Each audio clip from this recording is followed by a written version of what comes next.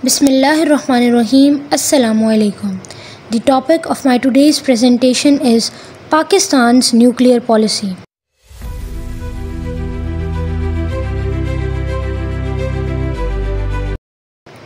कोई भी एटमी मुल्क अपने एटमी हथियारों का कब, कहाँ और कैसे इस्तेमाल करेगा, इस बात का तयन उस मुल्क की न्यूक्लियर डॉक्ट्रिन करती है। और आज हम पाकिस्तान की न्यूक्लियर डॉक्ट्रिन या न्यूक्लियर पॉलिसी को समझने की कोशिश करेंगे। Now before delving deep into it, let me ask a question. What stops two bitter rivals with nuclear weapons from destroying each other when tensions rise? What invisible logic holds fire back when the border is burning? It's not emotion, it's not chance, it's strategy, crafted into framework which we call a nuclear doctrine. इस presentation का बाकायदा आगाज़ मैं कुरान मजीद की आयत मुबारका से करना चाहूँगी। इरशाद बारी ताला है, वअइद्दू लहुम मस्तताअतुम मिन कुव्वतिन व मिन रिबातिल खैली तुरहिबून बिहि अदुव्वल्लाहि व अदुव्वकुम। और ए मुसलमानों, तुम इन कुफ़ार के मुकाबले के लिए जितना कुछ ताकत जमा कर सको करो और जंगी घोड़ों को तैयार रखो, ताकि इससे अल्लाह के दुश्मनों और तुम्हारे दुश्मनों पर हैबत तारी हो जाए। Now moving towards the origin of doctrine, हम सब जानते हैं कि पाकिस्तान को वजूद में आते ही बहुत से मसाइल का सामना करना पड़ा, जिनमें से एक बहुत बड़ा मसला अपने से 4 गुना बड़े हमसाए भारत के साथ मसला कश्मीर पर कशीदगी का था, जिसके सबब दोनों ममालिक एटमी क़ुव्वत बनने से पहले 3 जंगें लड़ चुके थे, 1948, 1965 और 1971 में। 1971 की जंग में बदकिस्मती से पाकिस्तान 2 हिस्सों में तकसीम हो गया। मशरक़ी पाकिस्तान मगरबी पाकिस्तान से अलग होकर बांग्लादेश बना। अभी पाकिस्तान इस शौक़ से निकला न था कि 1974 में भारत ने राजस्थान के इलाके पोखरान में ऑपरेशन स्माइलिंग बुद्धा के तहत एटमी धमाके किए, जिससे ये साबित हो गया कि भारत एक एटमी क़ुव्वत बन चुका है। ये ऐलान पाकिस्तान के लिए ख़तरे की घंटी से कम न था। लिहाजा 1974 ही में वज़ीर आज़म ज़ुल्फ़िकार अली भुट्टो ने प्रोजेक्ट 706 के तहत पाकिस्तान को एटमी क़ुव्वत बनाने का मंसूबा शुरू किया। Zulfikar Ali Bhutto famously said that we will eat grass और go hungry but we will develop one of our own. Now nuclear proliferation के लिए 4 चीज़ों का होना बेहद ज़रूरी होता है। Number 1 is money, number 2 designs and technology for uranium enrichment, number 3 designs for making a bomb and number 4 are missile launchers. जहाँ तक पैसों का ताल्लुक़ है तो लीबिया और सऊदी अरेबिया ने पाकिस्तान की माली इमदाद की। लीबिया ने पाकिस्तान को $100 मिलियन प्रोवाइड किए। जहाँ तक यूरेनियम एनरिचमेंट की बात है तो डॉक्टर अब्दुल कदीर ख़ान ने पाकिस्तान की इस ज़रूरत को पूरा किया। अब सवाल यह है कि यूरेनियम एनरिचमेंट क्या होती है। यूरेनियम चावल के दानों की तरह होता है, जिसमें से सारे दाने यूरेनियम बॉम्ब ग्रेड के नहीं होते। सिर्फ यूरेनियम 235 न्यूक्लियरली एक्टिव होता है। न्यूक्लियर प्रोलिफरेशन के लिए यूरेनियम 235 के दानों को बाकी नॉर्मल दानों से फ़िल्टर आउट करना पड़ता है, जिस प्रोसेस को यूरेनियम एनरिचमेंट कहते हैं। And number 3 most important thing for nuclear proliferation are designs for making a bomb, और पाकिस्तान को चेक 4 बॉम्ब डिज़ाइंस चाइना ने प्रोवाइड किए।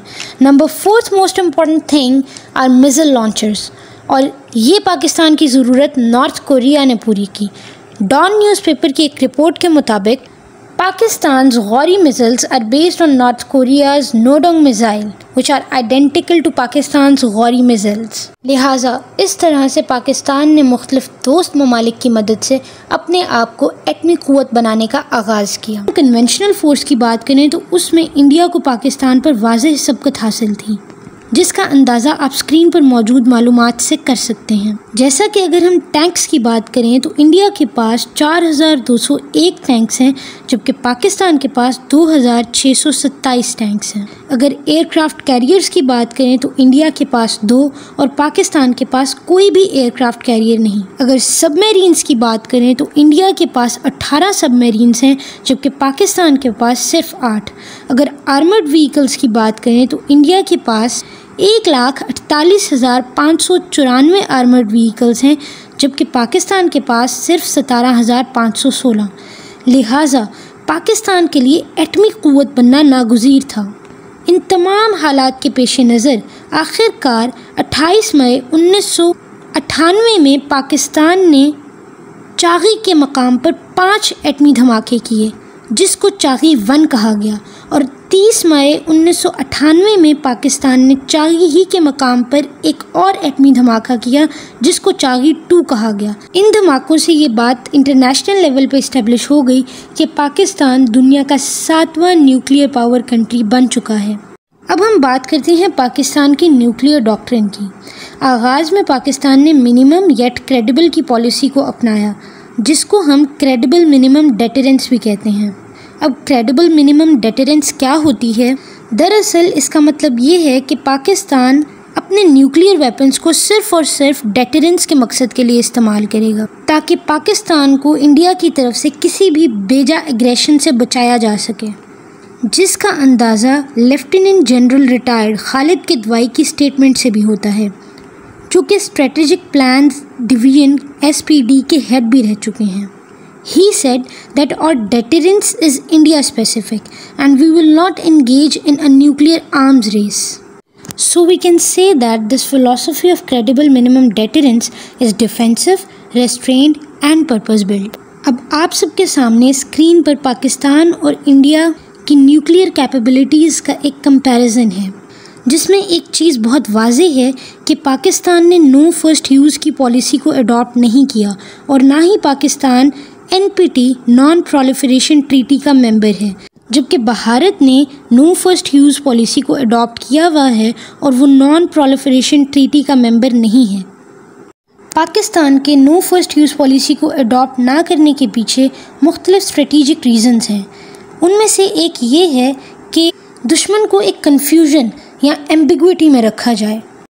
2013 में पाकिस्तान ने बाकायदा तौर पर credible minimum deterrence nuclear doctrine के बजाय फुल स्पेक्ट्रम डेटरेंस डॉक्ट्रिन को अडॉप्ट किया, जिसके मुताबिक पाकिस्तान के न्यूक्लियर वेपन्स को हर किस्म के एग्रेशन, जिसके अंदर कन्वेंशनल, सब कन्वेंशनल और न्यूक्लियर थ्रेट्स शामिल हैं, इन सब थ्रेट्स को डेटर करने के लिए इस्तेमाल किया जाएगा। दरअसल पाकिस्तान के इस न्यूक्लियर डॉक्ट्रिन में शिफ्ट की वजह इंडिया का अपनी न्यूक्लियर डॉक्ट्रिन में शिफ्ट लेना था। पहले इंडिया सुंदर जी डॉक्ट्रिन को फॉलो करता था, लेकिन 2013 में इंडिया ने कोल्ड स्टार्ट डॉक्ट्रिन को अडॉप्ट किया, जो कि जर्मन ब्लिट्जक्रीग स्ट्रैटेजी से बहुत ज़्यादा मुतासिर थी। सुंदर जी डॉक्ट्रिन का मकसद बड़ी तादाद में अफवाज की आहिस्ता आहिस्ता तैयारी के बाद गहराई में हमला करना था, जबकि कोल्ड स्टार्ट डॉक्ट्रिन का मकसद तेज़ रफ्तार और महदूद हमले करके पाकिस्तान को फौरी नुकसान पहुंचाना है, ताकि मुकम्मल जंग से बचा जा सके। अब आप सबके सामने स्क्रीन पर 9 डिफरेंट न्यूक्लियर कंट्रीज़ की न्यूक्लियर डॉक्ट्रिन्स मौजूद हैं, जिनमें इंडिया और चाइना नो फर्स्ट यूज़ की पॉलिसी को अडॉप्ट करते हैं, जबकि US, रशिया और नॉर्थ कोरिया फर्स्ट यूज़ की पॉलिसी को अडॉप्ट, और UK, फ्रांस, पाकिस्तान और इसराइल स्ट्रेटेजिक एम्बिग्विटी को अडॉप्ट करते हैं।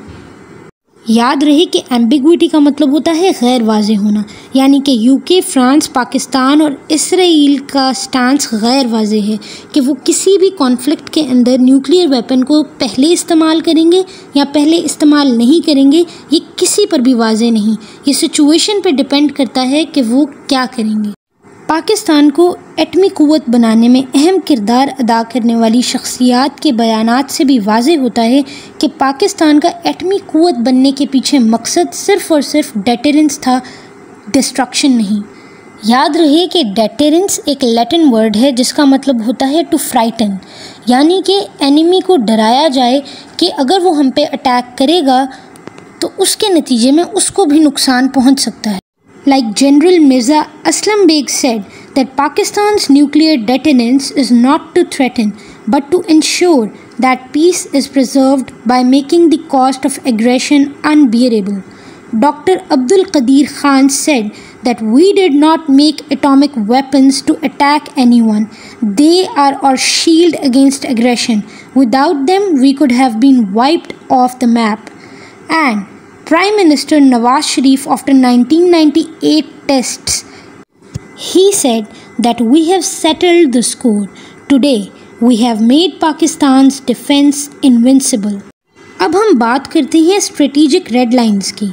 खालिद किदवाई जो कि फॉर्मर हेड रह चुके हैं स्ट्रेटेजिक प्लान्स डिवीज़न के, उनके मुताबिक पाकिस्तान के 4 न्यूक्लियर थ्रेशोल्ड्स हैं जिनको अगर क्रॉस किया गया भारत की तरफ से तो पाकिस्तान न्यूक्लियर वेपन्स का इस्तेमाल कर सकता है।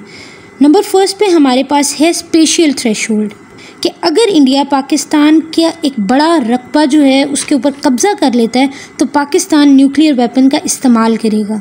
नंबर 2 है मिलिट्री थ्रेशोल्ड कि अगर इंडियन फोर्सेस पाकिस्तानी मिलिट्री का एक बड़ा हिस्सा जो है उसको डिस्ट्रॉय कर देती हैं तो पाकिस्तान न्यूक्लियर वेपन्स का इस्तेमाल कर सकता है। नंबर 3 पे है इकोनॉमिक स्ट्रैंगुलेशन, यानी कि अगर भारत पाकिस्तान को मुआशी तौर पर नुकसान पहुंचाने की कोशिश करेगा मुख्तलिफ तरीके अपनाकर, जैसा कि पानी का बहाव रोककर या फिर साउथ में अरेबियन सी की तरफ से एक नेवल ब्लॉकेड लगाकर, तो पाकिस्तान अपने न्यूक्लियर वेपन्स का इस्तेमाल भारत के ख़िलाफ़ कर सकता है। और चौथा और आखिरी न्यूक्लियर थ्रेशोल्ड पाकिस्तान का है पॉलिटिकल डिस्टेबलाइजेशन का कि अगर पाकिस्तान को लगा कि भारत पाकिस्तान में अंदरूनी तौर पर अनरेस्ट फैलाने की कोशिश कर रहा है तो भी पाकिस्तान न्यूक्लियर वेपन्स का इस्तेमाल कर सकता है। अब यहाँ पर हम डिस्कस कर लेते हैं कि रिसेंटली जो पहलगाम अटैक्स के बाद इंडिया ने इंडस वाटर ट्रीटी को सस्पेंड किया है, वो किसी न किसी तौर पर पाकिस्तान के 3rd न्यूक्लियर थ्रेशोल्ड यानी कि इकोनॉमिक स्ट्रैंगुलेशन के एम्बिट में आता है। और अगर पाकिस्तान को लगा कि इंडस वाटर ट्रीटी को सस्पेंड करने के बाद इंडिया पाकिस्तान की तरफ आने वाले पानी के बहाव को रोक रहा है या कम कर रहा है तो पाकिस्तान इंडिया के ख़िलाफ़ न्यूक्लियर वेपन्स का इस्तेमाल कर सकता है। इंडस वाटर ट्रीटी के बारे में हम सब जानते हैं, जिसके मुताबिक 3 वेस्टर्न रिवर्स इंडस, झेलम और चिनाब पाकिस्तान के कंट्रोल में होंगे, जबकि 3 ईस्टर्न रिवर्स रावी, सतलज और ब्यास इंडिया के कंट्रोल में होंगी, जो कि आप स्क्रीन पर मौजूद मैप में भी देख सकते हैं। अब हम बात कर लेते हैं पाकिस्तान के वेपन्स एंड डिलीवरी सिस्टम्स के बारे में, जिनको हमने 2 हिस्सों में तकसीम किया है। सबसे पहले हम वॉरहेड्स और यील्ड को डिस्कस करेंगे और उसके बाद हम डिलीवरी सिस्टम्स को डिस्कस करेंगे। दरअसल न्यूक्लियर एक्सप्लोजन के लिए 2 चीज़ें बहुत अहम होती हैं, एक न्यूक्लियर वेपन्स और दूसरा डिलीवरी सिस्टम्स यानी कि मिसाइल्स। इनकी मिसाल बिल्कुल इस तरह से है कि जो न्यूक्लियर वेपन्स होते हैं वो पार्सल होते हैं और जो डिलीवरी सिस्टम्स हैं यानी कि जो मिसाइल्स हैं वो एक डिलीवरी बॉय का काम करते हैं। अब हम बात कर लेते हैं न्यूक्लियर वॉरहेड्स के बारे में। तो पाकिस्तान के पास एस्टिमेटेड 160 to 170 वॉरहेड्स हैं as per the data of Stockholm International Peace Research Institute. अगर हम बात करें डिलीवरी सिस्टम्स की तो उसमें 3 सब टाइप्स आ जाती हैं, land based missiles, air based delivery and sea based second strike capability. So first of all, let us discuss land-based missiles. So before discussing land-based missiles, सबसे पहले ये अंडरस्टैंड करने की कोशिश करते हैं कि मिसाइल्स होते क्या हैं। मिसाइल्स दरअसल किसी भी एक्सप्लोसिव, वॉरहेड या बॉम्ब को किसी सर्टेन लोकेशन तक लेके जाने का काम करते हैं। पाकिस्तान के लैंड बेस्ड मिसाइल्स के अंदर शाहीन 1 and 2 आ जाते हैं और अबाबील आ जाते हैं। तो सबसे पहले हम शाहीन 1 and 2 को डिस्कस करते हैं। Shaheen 1 and 2 medium range ballistic missiles हैं। अब मीडियम रेंज बैलिस्टिक मिसाइल्स कौन से होते हैं? मिसाइल्स की 2 टाइप्स होती हैं, बैलिस्टिक मिसाइल्स और क्रूज मिसाइल्स। बैलिस्टिक मिसाइल्स वो होते हैं जिनके साथ गाइडेंस डिवाइस होती है जिसकी वजह से वो प्रिसाइजली अपनी टारगेट को हिट करते हैं। इनके अंदर हमारे पास शॉर्ट रेंज, मीडियम रेंज और इंटरमीडिएट रेंज बैलिस्टिक मिसाइल्स आ जाते हैं। जो शॉर्ट रेंज होते हैं उनकी रेंज 300 किलोमीटर से लेकर 1000 किलोमीटर्स तक होती है। मीडियम रेंज बैलिस्टिक मिसाइल्स की रेंज 1000 किलोमीटर से लेके 3500 किलोमीटर्स तक होती है, जबकि इंटरमीडिएट रेंज बैलिस्टिक मिसाइल्स की रेंज 3500 किलोमीटर से लेके 5500 किलोमीटर्स तक होती है। अब हम बात करते हैं अबाबील की। अबाबील दरअसल multiple independently targetable re entry vehicle है। अब multiple independently targetable re entry vehicle को हम इन शॉर्ट MIRV कहते हैं। MIRV वो मिसाइल्स होते हैं कि जिनके अंदर ये कैपेबिलिटी होती है कि वो एक से ज़्यादा वॉरहेड को कैरी कर सकते हैं।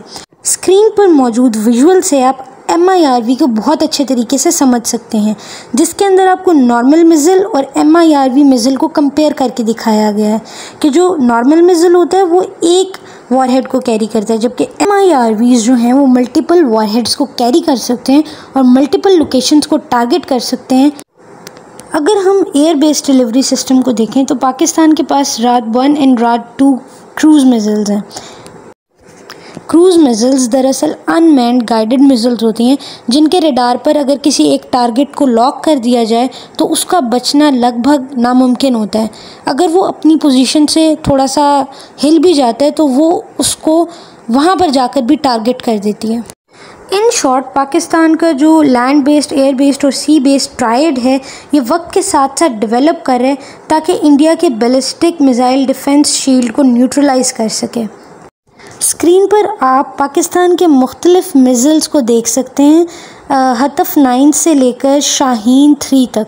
हतफ 9 को हम नसर भी कहते हैं जिसकी रेंज 60 किलोमीटर्स है, जो सबसे कम रेंज मिसाइल है पाकिस्तान के पास। और सबसे ज़्यादा जिस मिसाइल की रेंज है वो है शाहीन 3 जिसकी रेंज है 2750 किलोमीटर्स। और आपको पता है कि इस रेंज के अंदर हमारे पास इसराइल भी आता है, यानी कि शाहीन 3 की मदद से हम इसराइल को भी टारगेट कर सकते हैं। अगर हम पाकिस्तान और इंडिया की न्यूक्लियर कैपेबिलिटी को कंपेयर करें तो इंडिया के पास surface to surface ballistic missiles में जिस मिसाइल की सबसे ज़्यादा रेंज है वो है अग्नि 5 और उसकी रेंज है 5000 किलोमीटर, जबकि पाकिस्तान के पास शाहीन 3 है जिसकी रेंज 2750 किलोमीटर्स है। अगर हम शॉर्ट रेंज बैलिस्टिक मिसाइल्स की बात करें तो इंडिया के पास पृथ्वी 3 है जिसकी रेंज 350 किलोमीटर्स है और पाकिस्तान के पास गजनवी है जिसकी रेंज 290 किलोमीटर्स। अगर हम सबमरीन लॉन्च्ड बैलिस्टिक मिसाइल्स की बात करें तो इंडिया के पास K4 है जिसकी रेंज 3500 किलोमीटर, जबकि पाकिस्तान के पास सबमरीन लॉन्च्ड बैलिस्टिक मिसाइल नहीं है बल्कि सबमरीन लॉन्च क्रूज़ मिसाइल है जिसको हम पहले भी एक्सप्लेन कर चुके हैं।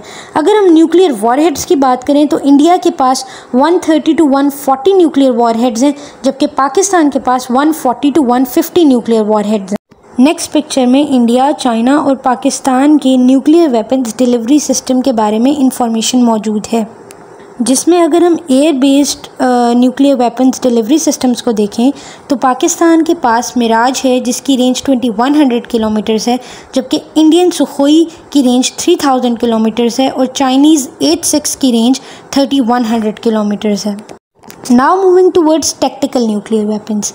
टैक्टिकल न्यूक्लियर वेपन्स दौरे हाजिर में बहुत ज़्यादा अहमियत के हामिल हैं, क्योंकि मौजूदा दौर में बजाय इसके कि एक बड़े लेवल का मिलिट्री अटैक लॉन्च किया जाए किसी कंट्री पे, उससे ज़्यादा बेहतर ये समझा जाता है कि कम शिद्दत के ज़्यादा अटैक्स किए जाएं जिससे दुश्मन को नुकसान भी पहुंचाया जा सके और अगर वो एक न्यूक्लियर पावर कंट्री है तो उसका न्यूक्लियर थ्रेशोल्ड भी क्रॉस ना हो। जैसा कि हमने जो इंडिया और पाकिस्तान की रीसेंट एस्केलेशन है उसमें भी देखा कि जो टैक्टिकल न्यूक्लियर वेपन्स हैं उनको इस्तेमाल किया गया ताकि हम एक दूसरे के न्यूक्लियर थ्रेशोल्ड को भी क्रॉस ना करें और एक दूसरे को नुकसान भी पहुंचा दें। पाकिस्तान के पास टैक्टिकल न्यूक्लियर वेपन्स में नसर यानी कि हतफ 9 मिसाइल्स हैं जो कि शॉर्ट रेंज और लो यील्ड न्यूक्लियर मिसाइल्स हैं। स्क्रीन पर मौजूद पिक्चर में आप एक टैक्टिकल न्यूक्लियर वेपन और एक स्ट्रेटेजिक न्यूक्लियर वेपन में डिफरेंस को समझ सकते हैं। अब अगर हम बात करें कमांड एंड कंट्रोल की तो पाकिस्तान में SPD, NCA और PAL की जिम्मेदारी है कि वो पाकिस्तान के न्यूक्लियर एसेट्स को सुपरवाइज करें। SPD stands for strategic plan division, while NCA stands for National Command Authority and PAL stands for Permissive Action Link. According to the statement of Western analyst Michael Krapin, Pakistan's nuclear command and control is more professional and secure than many assume.